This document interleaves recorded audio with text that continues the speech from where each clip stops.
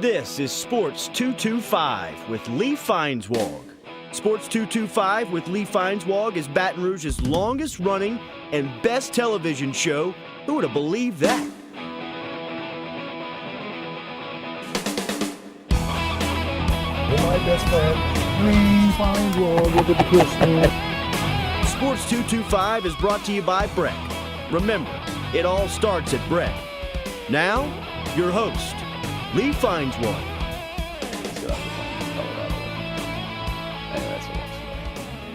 Well, it's bowl season. It's Sports 225. David Ching from ESPN.com is here with me, and it's our last live show of 2016 as we celebrate the holidays with the best of. So congratulations to you on making it back for the season ender. Lucky me. Thanks for having me.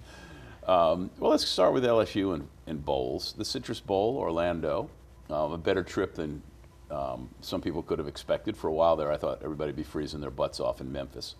Yeah. Or something like that. Yeah, Orlando at Christmas time, that's not bad at all. The folks can take their kids to Disney World or Universal, and yeah, I mean, it should be, I would imagine, warm. We'll see.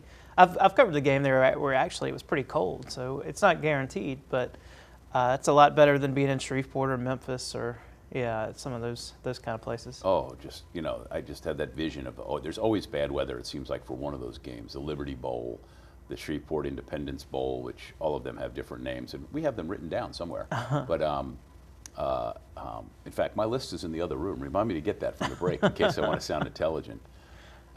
And speaking of Orlando, do you know that to get into one of those theme parks now costs over $100? So let's say you take a family of 4 down to the bowl game, and say you make it a 5-day trip, which includes the hotels, going to the bowls, or the bowl game, and then maybe doing 2 days at theme parks. Yeah. You're dropping a major chunk of change. Arm and a leg, that's for sure.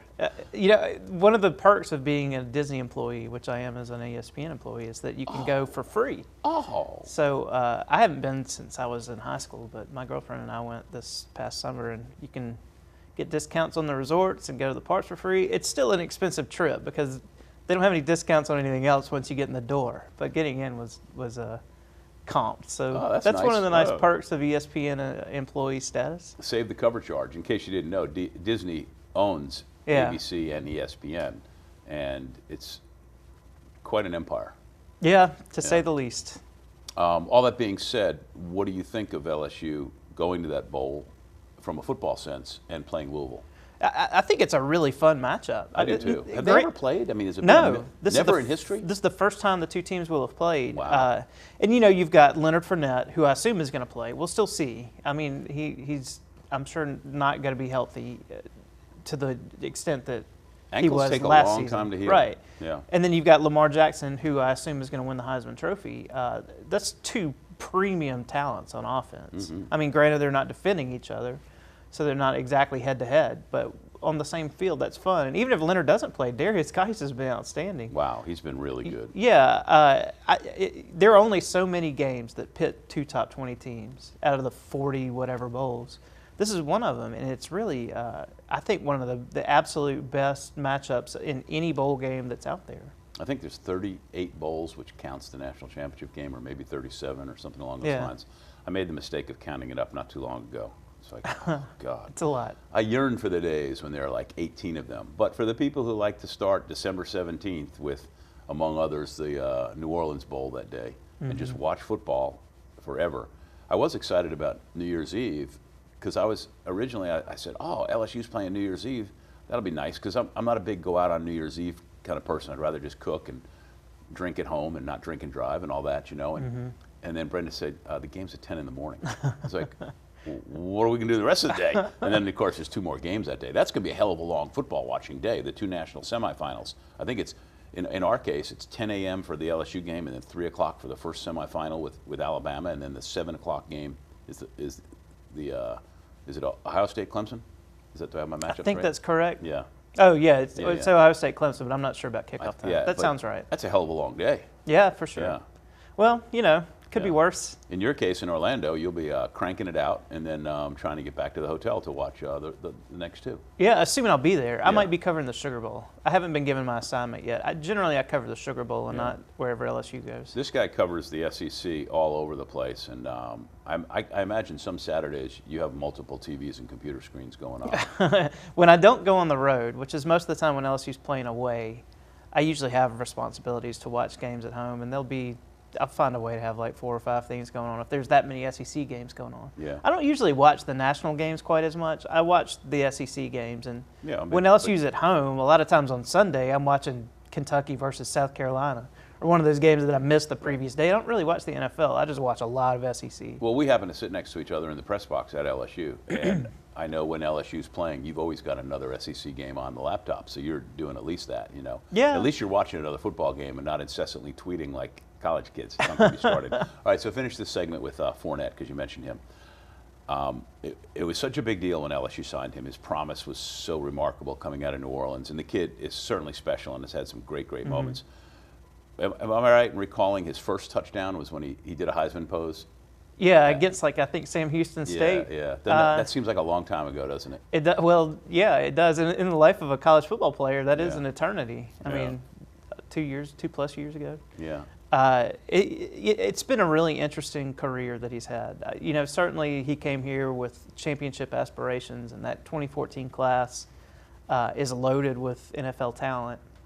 But they haven't lived up to that expectation. Have a new coach. I mean, it's in terms of like dog years or a college football player's career, it's a million years ago. There's been Yeah. so much that's happened since then.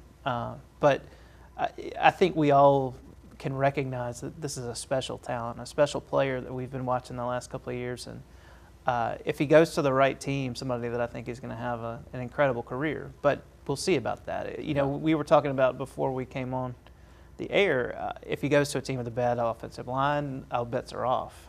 Yep, no doubt. It's really that simple. Yeah, no. Your fate at the next level can be determined by so many things.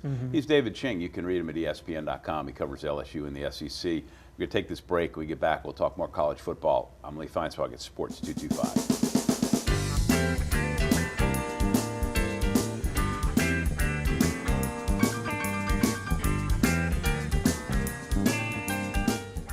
Hi, I'm Joe Martin, president of ITI Technical College, and I really encourage you to come out to our 12-acre campus here on Airline Highway in Baton Rouge. Contact ITI to enroll in our Construction Management Associate and Occupational Studies degree program. Learn to plan, coordinate, budget, and supervise construction projects and collaborate with engineers and architects in the residential, commercial, industrial, and heavy civil construction industry sectors. Call now about this new exciting career degree. ITI Technical College. Begin your journey to a better life. Back on Sports 225, David Ching is here. He covers LSU and the SEC for ESPN.com, and I have the aforementioned bowls list. And it's 2 pages of small print. And it starts December 17th with the New Mexico Bowl, which has New Mexico appropriately versus Texas San Antonio. Now, is UTSA where Frank Wilson went? Right. So we got him in a bowl. First bowl game in school history in his first year there. That's a big story over Wow. there. Yeah, exceptional job that he's done. And, I don't think any of us think that Frank, if he succeeds as a head coach, will be at UTSA very long. He'll be in line to get the next job. Yeah, I would imagine so. Yeah. You've never heard anything about him here except that guy's going to be a successful head coach someday. He's a great guy, good personality, and of course he's a great recruiter, and he has a pipeline into New Orleans, which is always a good thing. For sure. December 17th, I take it back, there are 5 bowls, including the Las Vegas Bowl with the aforementioned Houston and San Diego State. The Houston story is so strange. So I surmised for Matt Moscona on this show last week, let's see what you think about this, that it's a special coach that can build and sustain a program and then fight through the failures and show some kind of duration at a high level. And Texas hired Charlie Strong a few years ago from Louisville, where he had never been a head coach, had 2 good years, and they hired him. He failed miserably, obviously, at Texas. Tom Herman at Houston has been a head coach for exactly 2 years, had a great first year. This past year, okay. I mean, they're playing December 17th. That tells you something right there. and his best player, his quarterback, who was his leading rusher and passer, is a senior. And Moscona's counter argument was, yeah, but look what he turned him into. And then his leading tackler was a senior, his leading receiver is a senior. So I don't know if the guy can build, sustain, do anything. I think LSU made out good by not getting Tom Herman. Now that remains to be seen, because Texas is it's just crazy. So Yeah. anyway, as you look at me, so you were just looking at me wondering where the hell I was going there. Thoughts about any of that? Well, I think Herman is a special coaching talent, but we don't really. There's not a resume that speaks to long-term success yet. We'll see. He's a Mensa member, very charismatic guy. I mean, I met him a couple of years ago when he was coaching Ohio State in the playoff, and I thought this guy's really got it. But there are a lot of guys that are really charismatic and smart that have been failures as head coaches. And so many of these guys make great impressions. They do great interviews. I mean, they're all dynamic. They're all well-spoken. They all know what to say. They're all prepared for their interviews. They meet with the media. They do a good job. You know? Did you know that there's a thing called the Cure Bowl on December 17th in Orlando? Arkansas State versus Central Florida. The Cure Bowl. Cure what?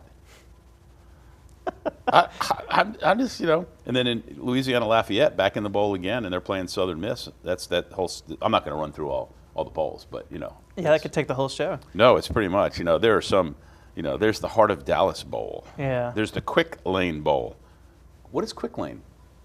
Is that Like oil a change? financial, like a loans and Oh, stuff? maybe so. That's in Detroit, so that makes sense. I don't know. Well, I'm one of those people that falls on the side of enjoying the entertainment. And I'm like you. I do enjoy, like, if you got nothing else going on, you flip on the TV anytime in December, you're going to catch a football game. Yeah, absolutely. And Yeah. I mean, it's kind of a dead month otherwise in the sports landscape. So Yeah. I love it, and I know my employer loves it. ESPN owns and operates some of those bowls, and almost all of them are on ESPN airwaves. So I mean, if you look at it from a programming perspective, I mean, it's the middle of December. It's a Tuesday night. You've got Troy versus Central Michigan or something like that on. That's going to do exponentially greater viewership than, you know, the World Series of darts. It's great. I'm thankful for that existing because it probably gives me a job. yeah, the World Series of darts. There's the Dollar General Bowl, appropriately, in Mobile. Yeah, my hometown. Ohio versus Troy. T-Roy in a bowl. Yeah. You know, there's some others. Now, as you get a little bit farther down the line, there are some intriguing matchups. NC State and Vanderbilt in the Independence Bowl, I think could be really fun. Minnesota, Washington State in the Holiday Bowl.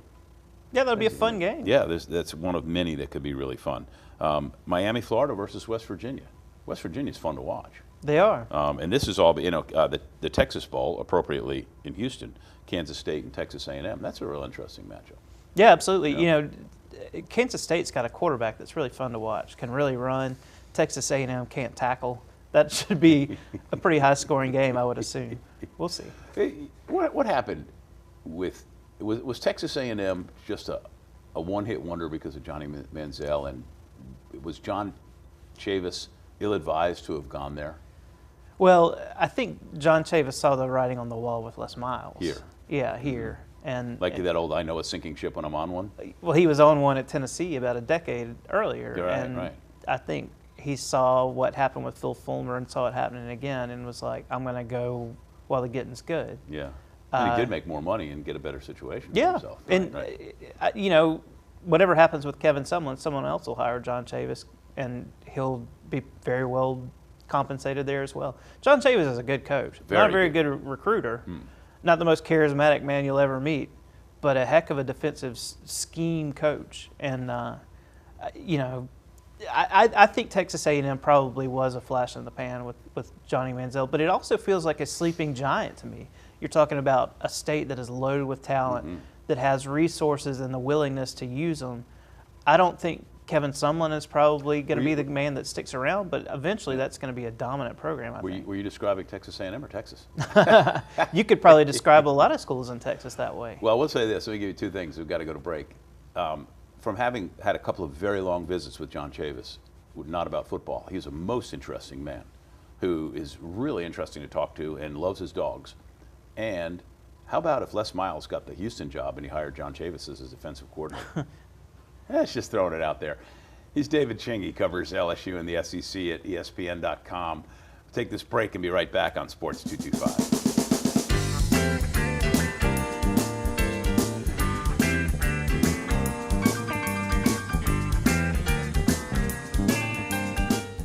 It was nearly a decade ago that Brett teamed up to Imagine Your Parks, and you imagine big. 12 beautiful community parks from one end of the parish to the other, one family-sized water park, and 5 other parks just for your dogs. You have places to splash and places to explore. You have games to play and camps galore. No matter what you like to do or see, visit Breck.org and see how together we have made Breck better than imagined. All right, we're back on Sports 225. I'm Lee Feinswag hanging out with David Ching. We're talking stuff, mostly football stuff. You were here, maybe, 5-6 weeks ago during the middle of the LSU season. And, of course, we visited before the season. This is the damnedest 3 months, isn't it? 4 months, whatever, August, September, October, November. This is the damnedest 4 months. I haven't been doing it as long as you have, Lee, but it's definitely been the busiest football season that I've dealt with so far, a decade or so. It's been, it was crazy. I mean, this year had the stuff like reminded me, and you've heard this story, you weren't here around then, when Bill Arnsparger was the LSU football coach and went down to Florida, he said, just to talk. And he had this press conference where the athletic director, Bob Broadhead, was on one side of 12 feet of table, and Arnsparger was on the other side of maybe 12 feet of table. So they're like, almost 10 yards apart at this press conference. It was, there's just so much bizarre crap this year. And it all started more than a year ago with the almost firing of Les Miles. Yeah, how hard was it for you as just a reporter and somebody covering the team when the whole firing went down and all that went with it? Well, you had to have a sense that that was a distinct possibility after the Wisconsin game, and the way the wind seemed to be blowing after these assurances that things were going to change offensively, and they didn't change. I mean, I think Les dug his heels in the ground, and when they lost to Auburn again, and all of the clock management and the bad offense and a lot of the issues that have made people so frustrated with Les happened again, I think it kind of made the decision easy for Joe Oliva and those people that were already really frustrated with him. If I'm being honest, I had a story written on Saturday night after the Auburn game saying that Les got fired because I had a feeling that it was going to go down. Oh, so it's like the old, hey, somebody's going to die, so let's write the obituary ahead of time? Yep, it was already done. I just had to wait for them to make the decision and hit send. So, I mean, I felt like that was probably coming down the pipe. Wow. So you and I haven't talked, except for, hey, come on the show in a couple of weeks. What did you think of Ed Orgeron finally being given the job?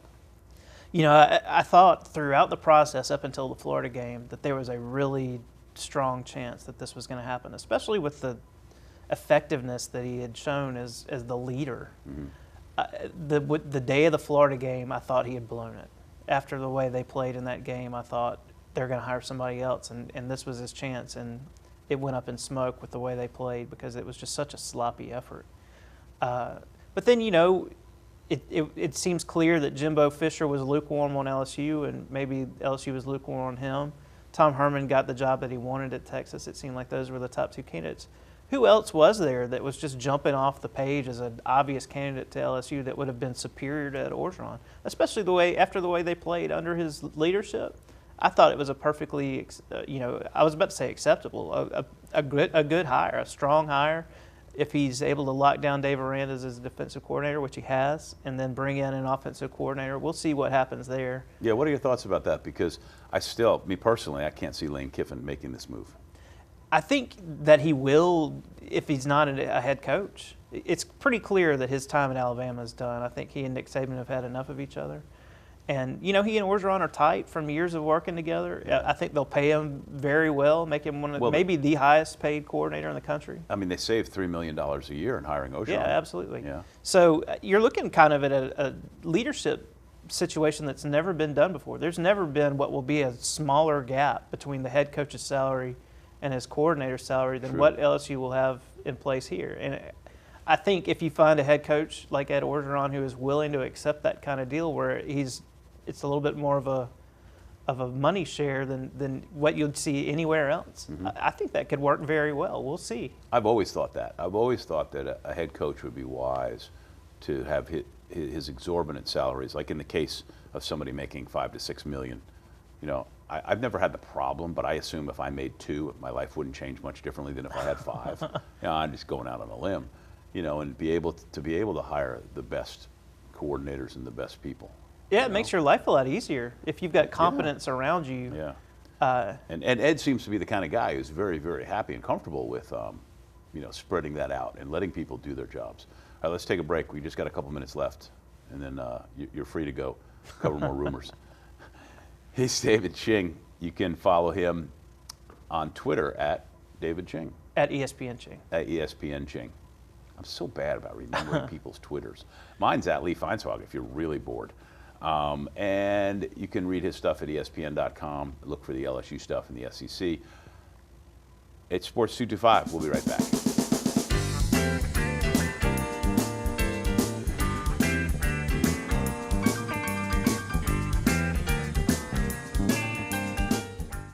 Don't let the bed bugs bite you. We'll put them to sleep.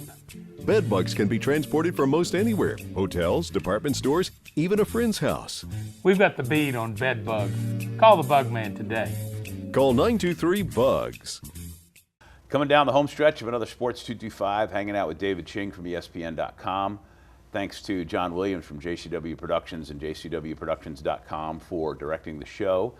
And go to sports225.com to see the show listings for our times on Cox 4, CST, and for any show. They're all archived there, including the last time David was on, and this one, all on our Sports 225 TV YouTube channel.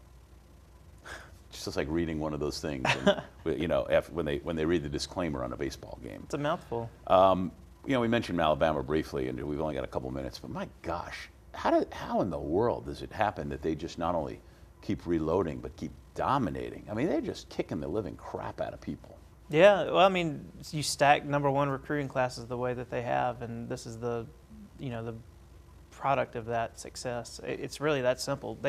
They recruit better than everybody else. They're deeper. Like LSU played them better than anybody else in the country. No doubt. But there's a difference between being 6th in recruiting every year or something like that. Let's say that's what LSU is, and #1 every year. You see it on the field. The depth and talent is just really remarkable. Yeah. The next time we come back live on the air will be 2017. The bowl season will be over. LSU Louisville prediction? I think LSU wins. Louisville is kind of taking a little bit of a downturn, and Kendall Beckwith not playing in the game is going to be rough, I think. But I think LSU probably wins something like 30-20, something like that. It'll be a fun game. Does Alabama win the national championship? Oh yeah, you could go broke by betting against Alabama. I mean, they're just the safe bet. I could see one of those teams upsetting them. Ohio State did a couple of years ago, but just ride with them. You're going to be right more than you're wrong. Thank you for coming on. Thanks, man. Have a great holiday season, and hope you get a little downtime in addition to the bowls. Thanks, everybody, for watching, and we will see you in 2017. Read his stuff at ESPN.com and at ESPN Ching. Follow him on Twitter. I'm Lee Feinswag. Good night. See you next year.